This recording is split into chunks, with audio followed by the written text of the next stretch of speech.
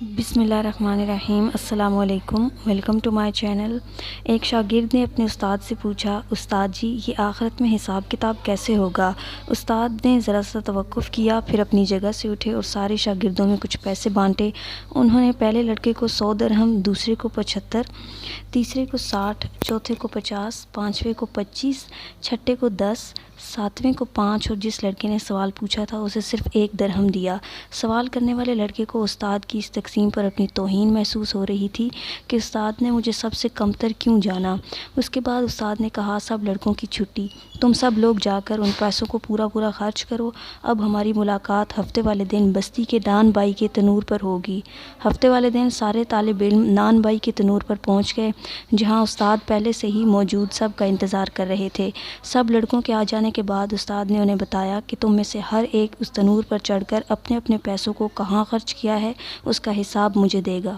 پہلے والا لڑکا جسے 100 درہم ملے تھے، دہکتے تنور پر چڑھا اور تنور سے نکلتے شعلوں کی تپش اور گرم منڈیر کی حدت سے پریشان ایک پیر رکھتا اور دوسرا اٹھاتا اور یوں خرچ کیے ہوئے پیسوں کو یاد کرتا اور بتاتا کہ 5 کا گڑ لیا ہے، 10 کی چائے، 20 کے انگور، 5 درہم کی روٹیاں اور اسی طرح باقی کے خرچے۔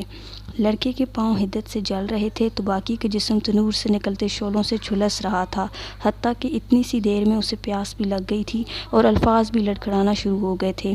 بمشکل حساب دے کر نیچے اترا، اس کے بعد دوسرا لڑکا، پھر تیسرا اور پھر اسی طرح باقی لڑکوں نے مشکل سے حساب دیا، حتیٰ کہ اس لڑکے کی باری آن پہنچی جسے 1 درہم ملا تھا۔